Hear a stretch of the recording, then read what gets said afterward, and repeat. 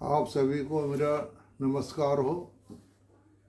इससे पहले मैंने आपको सुनाया था कि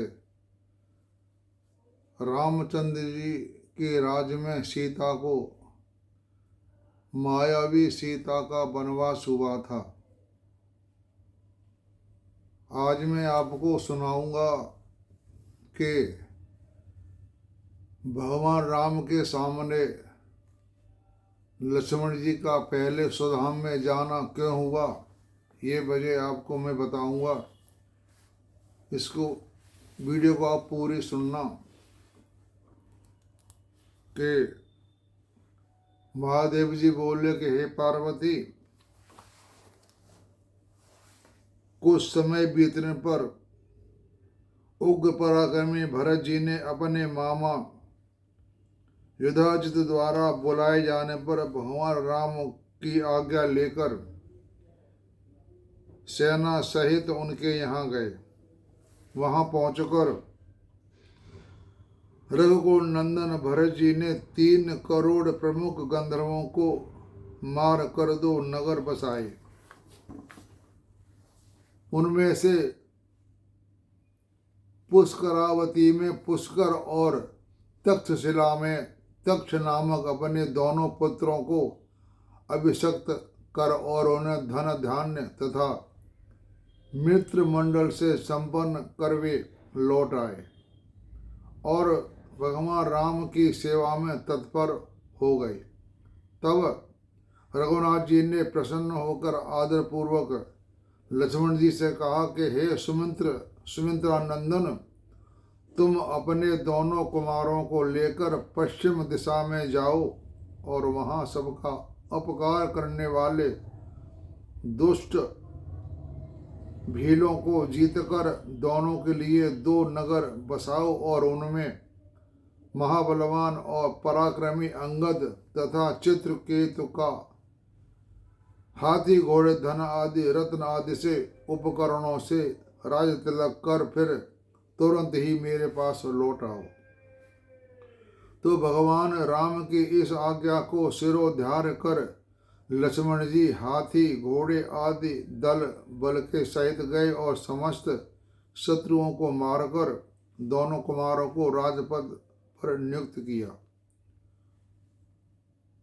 इसके बाद बहुत सा काल व्यतीत होने पर सर्वदा धर्म मार्ग का अवलंबन करने वाले भगवान राम का दर्शन करने के लिए ऋषि वेश धारण कर काल आया और लक्ष्मण जी से यूं बोला, हे बुद्धिमन, तुम पुरुषोत्तम महाराज राम से निवेदन करो कि महर्षि अतिबल का दूत आपके दर्शन की इच्छा से आया है। मुझे उन्हें बहुत देर तक उन महर्षि श्रेष्ठ का संदेश सुनाना है। उसके ये वचन सुनकर लक्ष्मण जी बड़ी शीघ्रता से रघुनाथ जी को उन तपोधन के आने की सूचना दी। लक्ष्मण जी को ऐसा कहने पर रघुनाथ जी ने उनसे कहा, भैया, मुनिराज को तुरंत ही बड़े सत्कार पूर्वक भीतर ले आओ। तब लक्ष्मण जी बहुत अच्छा कह घृताहुति से प्रज्वलित हुए अग्नि के समान अपने तेज से देदीप्यमान उस तपस्वी को भीतर ले आए। अपने कांति से प्रकाशमान उस मुनि ने श्री रघुनाथ जी के पास पहुंचने पर उनके अति मधुर वाणी में आपका अभ्युदय हो इस प्रकार कहा। तब श्री रामचंद्र जी ने उस मुनि की विधि पूर्वक पूजा की और फिर शांत भाव से रामचंद्र जी ने मुनि से और मुनि के रामचंद्र जी से कुशल पूछी। इसके बाद दिव्यासन पर विराजमान महाराज राम ने मुनि से कहा, आप जिस लिए यहाँ पधारे हैं वह हमें से कहिए। तो भगवान राम के इस प्रकार वाक्य से प्रेरित होकर मुनि ने कहा, यह बात किसी दूसरे को प्रकट न करते हुए हम दोनों के बीच ही कही जा सकती है। उसे न तो कोई सुने और न वह किसी के प्रति कही जाए। यदि उसे कोई सुने अथवा देखे तो हे प्रभु, आपको उसे मारना होगा।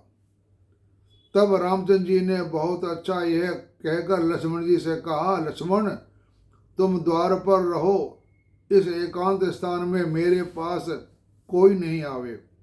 यदि यहाँ कोई भी आए तो इसमें संदेह नहीं, वह अवश्य मेरे हाथ से मारा जाएगा। फिर उन्होंने मुनि से कहा, तुम्हें जिसने भेजा है और तुम्हारे मन में जो बात है वह सब मुझसे कहो। तब मुनि ने कहा, हे राम, जो वास्तविक बात है सो सुनिए। मुझे एक कार्य के लिए ब्रह्मा जी ने आपके पास भेजा है। हे देव, हे शत्रुदमन, मैं आपका ज्येष्ठ पुत्र हूँ। हे वीर, माया के साथ आपका संगम होने पर मैं प्रकट हुआ था। मैं सबका नाश करने वाला हूँ और काल नाम से प्रसिद्ध हूँ। जो मुनि आए थे उन्होंने कहा कि हे प्रभु, मैं आपका ज्येष्ठ पुत्र हूँ। मैं सबका नाश करने वाला हूँ और काल नाम से प्रसिद्ध हूँ। समस्त देवर्षियों ने पूजित भगवान ब्रह्मा जी ने आपके लिए कहा है कि महामते, अब आपका स्वर्ग लोक की रक्षा करने का समय है। पूर्व काल में समस्त लोकों का संहार कर एकमात्र आप ही रह गए थे। फिर आपके अपनी भार्या माया के संयोग से सबसे पहले अपने पुत्र मुझको तथा जल में शयन करने वाले अनंत नामक फणधारी शेषनाग को रचा। मतलब ये कह रहे हैं कि पूर्व काल में समस्त लोकों का संहार का एकमात्र आप ही रह गए थे। फिर आपने अपनी भार्या माया के संयोग से सबसे पहले अपने पुत्र मुझको तथा जल में शयन करने वाला अनंत नामक फणधारी शेषनाग को रचा। आपने ही माया की सीता रची और आपने ही शेषनाग की रचना की। इस प्रकार माया से हमें उत्पन्न कर आपने महाबली और बड़े शूरवीर दो मधु कैटभ नामक दैत्यों का मारा तथा उनके मेद और अस्थियों के समूह रूप इस पर्वत आदि से युक्त पृथ्वी को रचा है। हे पुरुष श्रेष्ठ, फिर अपनी नाम से प्रकट हुए दिव्य सूर्य के समान तेजस्वी कमल से मुझे उत्पन्न कर और मुझे ही प्रजापति बनाकर सृष्टि रचना का सारा भार मुझे ही सौंप दिया है। हे जगतपते, इस प्रकार ग्रहण करने पर मैं आपसे बोला, जो प्राणी मेरे वीर का नाश करने वाले हैं उनसे रक्षा कीजिए। तब आप कश्यप जी के यहाँ वामन रूपी धारी विष्णु भगवान होकर प्रकट हुए और राक्षसों का नाश करके आपने पृथ्वी का भार उतारा है। हे दृढ़धीर, सारी प्रजा को उच्छिन्न होते देख आप रावण का वध करने के लिए मर्त्यलोक में पधारे। यहाँ रहने के लिए आपने पूर्व काल में देवताओं में 11 सहस्र वर्ष समय निश्चित किया था। सो आपकी मानव शरीर की आयु पूर्ण होने के साथ ही आपका वह मनोरथ पूर्ण हो चुका है। मतलब वो काल ये कह रहा है कि आपने 11 सहस्र वर्ष समय निश्चित किया था, सो वो समय आपका पूरा हो चुका है। अब ताप रूप से काल आपके पास आया है। यदि अभी आपका विचार कुछ दिन और राज करने का हो तो आपका सो हो वैसा ही कीजिए। ऐसा पितामह ब्रह्मा जी ने कहा है। हे जितेंद्रिय, यदि आपका विचार देवलोक चलने का हो तो विष्णु भगवान से सनात होकर देवगण निश्चिंत हो जाए। काल के मुख से ब्रह्मा जी के यह वचन सुनकर राम जी हंसे और सबका अंत करने वाले काल से बोले, मैंने तुम्हारा सब बातें सुन ली, वे मुझे अत्यंत इष्ट हैं। तुम्हारे आने का कारण मुझे बड़ा संतोष हुआ है। मेरा अवतार तीनों लोगों को कार्य करने के लिए ही हुआ करता है। तुम्हारा कल्याण हो। अब मैं जहाँ से आया था वहीं फिर चला जाऊंगा। मेरा सारा मनोरथ पूर्ण हो गया, इसमें कुछ विचारना नहीं। हे पुत्र, देवगण मेरे सेवक हैं। मुझे जैसा कि ब्रह्मा जी ने कहा है, माया के उनके सब कार्यों में अवश्य तत्पर रहना चाहिए।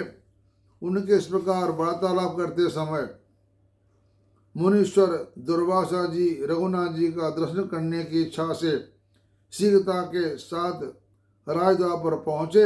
वहां दुर्वासा मुनि ने लक्ष्मण जी के पास आकर कहा, मुझे तुरंत ही महाराज राम से मिलाओ। मेरा उनसे एक अत्यंत आवश्यक कार्य आ पड़ा है। यह सुन लक्ष्मण जी उन अग्नि के समान तेजस्वी मुनि ने कहा, इस समय महाराज राम से आपको क्या काम है?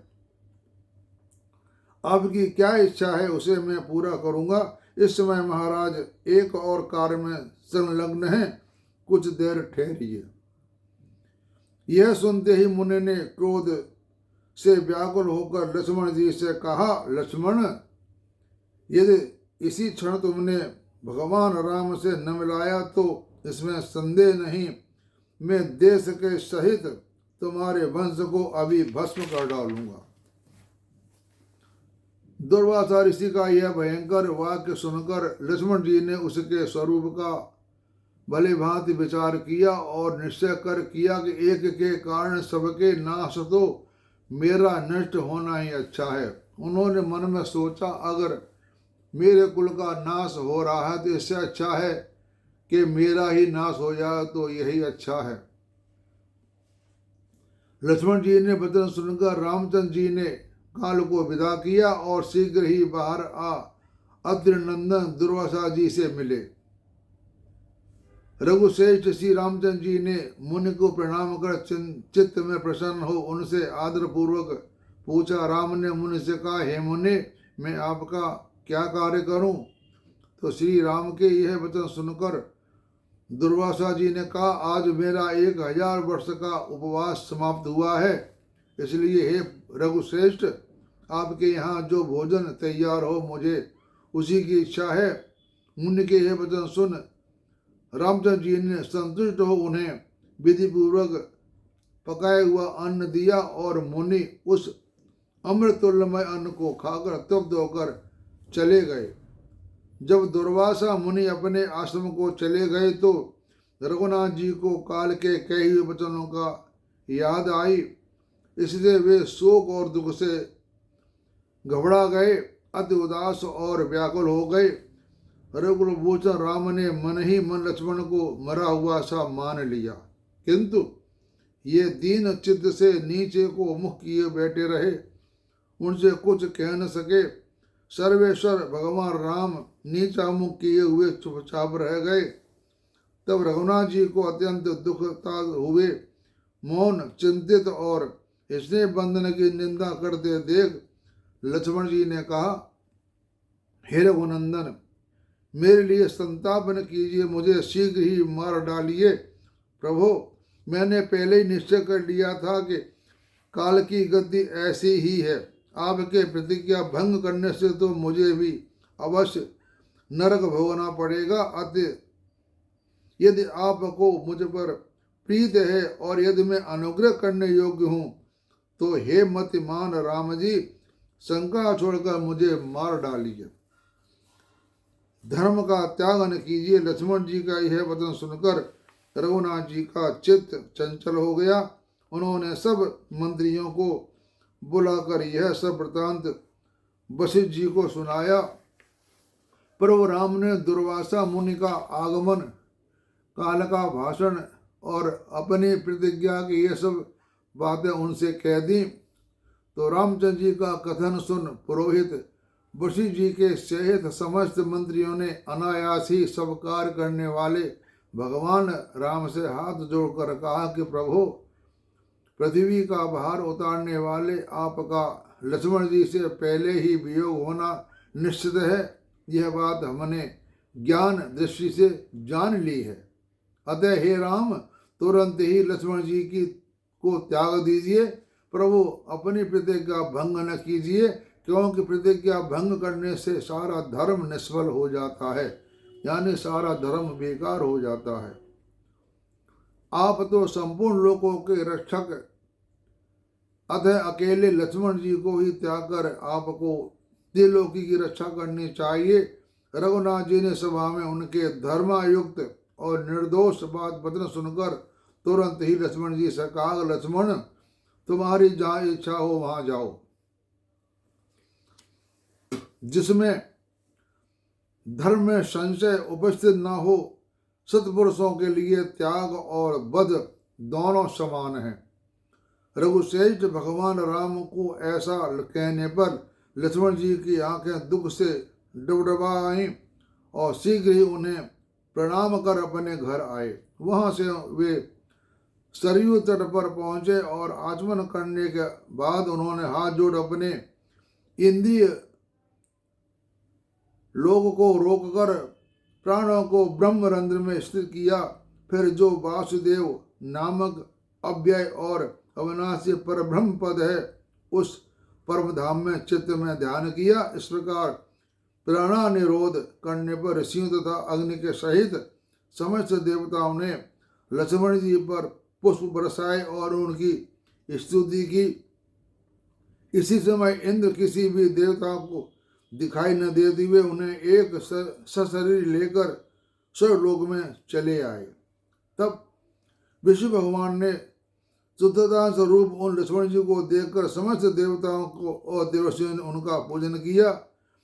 भगवान लक्ष्मण जी स्वर्ग पधारने पर ब्रह्मा जी के सहित सिद्ध लोक निवासी समस्त योगीजन अति प्रसन्न होकर महासर्प शेष रूपधारी श्री लक्ष्मण जी का दर्शन करने के लिए आए। तो यह मैंने आपको कथा सुनाई, क्योंकि जब उन्होंने सारे ऋषि मुनियों से भगवान से बात कही भगवान ने, तो उन्होंने कहा कि भगवान, ये तो ऐसा होना ही था।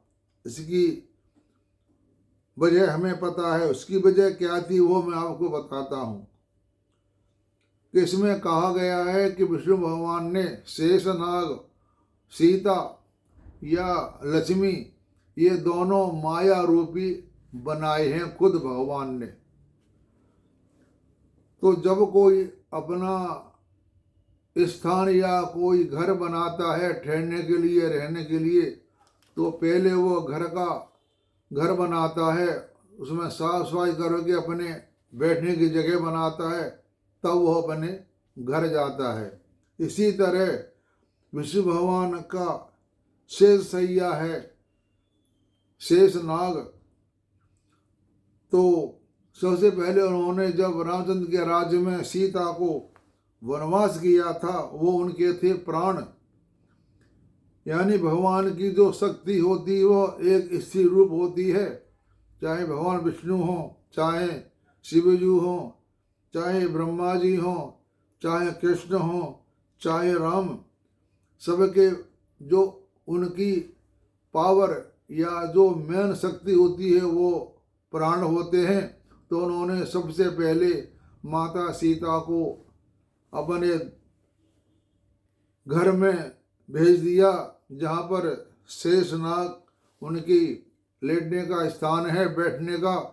इसीलिए उन्होंने सबसे पहले माता सीता को भेजा, यानी अपने प्राण।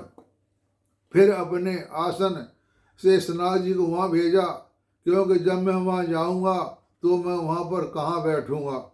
इसलिए ये सब भगवान की बनाई हुई माया है।